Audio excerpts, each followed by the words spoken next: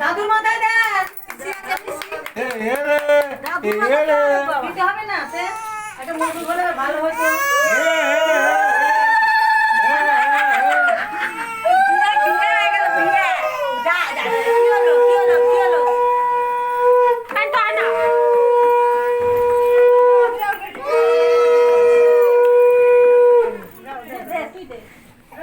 কি হলো মা? কি হয়েছে? কি হয়েছে?